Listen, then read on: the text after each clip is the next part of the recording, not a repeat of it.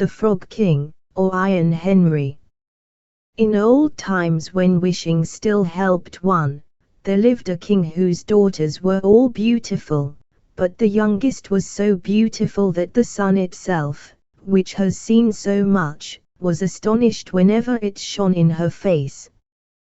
Close by the king's castle lay a great dark forest, and under an old lime tree in the forest was a well, and when the day was very warm, the king's child went out into the forest and sat down by the side of the cool fountain, and when she was dull she took a golden ball, and threw it up on high and caught it, and this ball was her favorite plaything.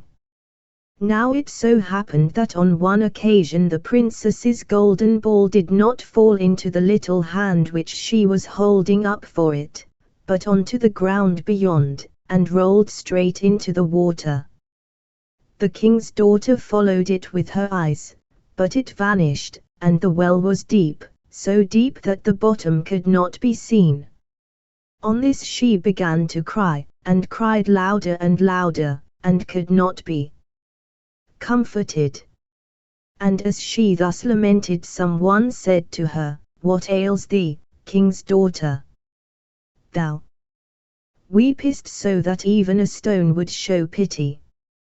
She looked round to the side from whence the voice came, and saw a frog stretching forth its thick, ugly head from the water.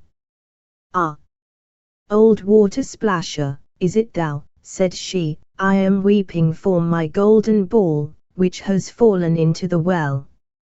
"Be quiet, and do not weep," answered the frog. "I can help thee, but what wilt thou give me if I bring thy plaything up again?"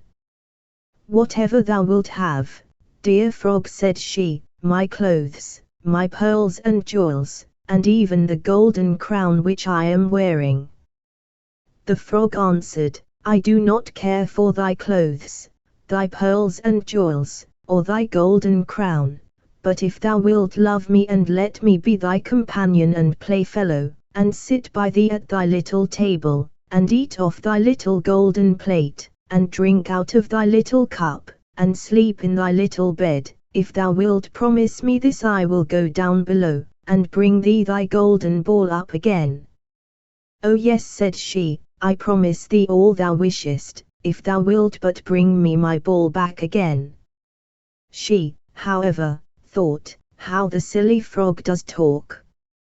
He lives in the water with the other frogs, and croaks, and can be no companion to any human being." But the frog, when he had received this promise, put his head into the water and sank down, and in a short while came swimming up again with the ball in his mouth, and threw it on the grass. The king's daughter was delighted to see her pretty plaything once more, and picked it up, and ran away with it. "Wait, wait," said the frog. "Take me with thee. I can't run as thou canst."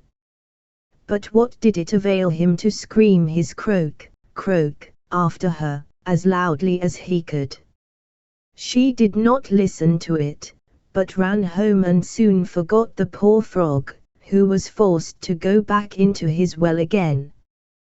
The next day, when she had seated herself at table with the king and all the courtiers, and was eating from her little golden plate, something came creeping splish splash, splish splash, up the marble staircase, and when it had got to the top, it knocked at the door and cried, "Princess, youngest princess, open the door for me."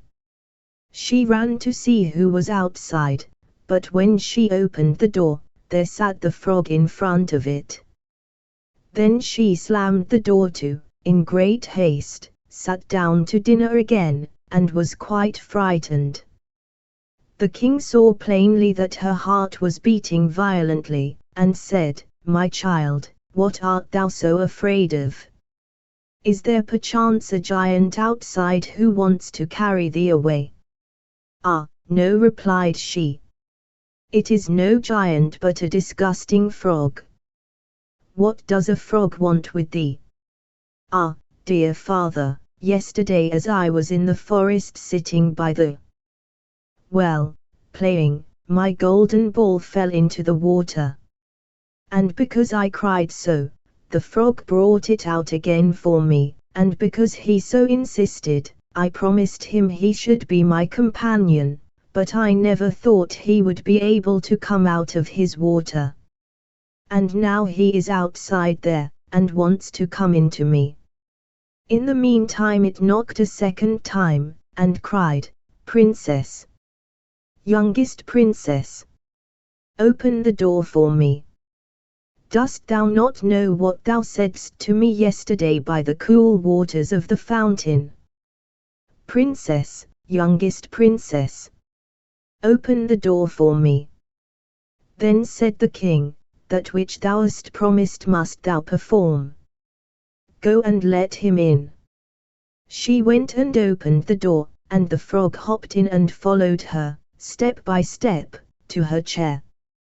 There he sat and cried, "Lift me up beside thee." She delayed, until at last the king commanded her to do it. When the frog was once on the chair he wanted to be on the table, and when he was on the table he said, "Now, push thy little golden plate nearer to me that we may eat together." She did this, but it was easy to see that she did not do it willingly. The frog enjoyed what he ate, but almost every mouthful she took choked her. At length he said, "I have eaten and am satisfied, now I am tired. Carry me into thy little room and make thy little silken bed ready, and we will both lie down and go to sleep." The king's daughter began to cry, for she was afraid of the cold frog which she did not like to touch, and which was now to sleep in her pretty, clean little bed. But the king grew angry and said, "He who helped thee when thou wert in trouble ought not afterwards to be despised by thee." So she took hold of the frog with 2 fingers, carried him upstairs, and put him in a corner.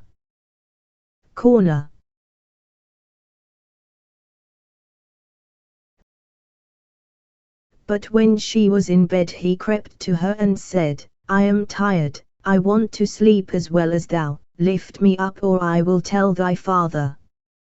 Then she was terribly angry, and took him up and threw him with all her might against the wall. "Now, thou wilt be quiet, odious frog," said she. But when he fell down he was no frog but a king's son with beautiful kind eyes. He by her father's will was now her dear companion and husband. Then he told her how he had been bewitched by a wicked witch, and how no one could have delivered him from the well but herself, and that tomorrow they would go together into his kingdom. Then they went to sleep, and next morning when the sun awoke them, a carriage came driving up with 8 white horses, which had white ostrich feathers on their heads, and were harnessed with golden chains, and behind stood the young king's servant Faithful Henry. Faithful Henry had been so unhappy when his master was changed into a frog, that he had caused 3 iron bands to be laid round his heart, lest it should burst with grief and sadness. The carriage was to conduct the young king into his kingdom.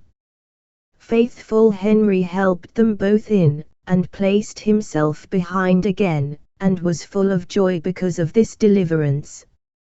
And when they had driven a part of the way the king's son heard a cracking behind him as if something had broken.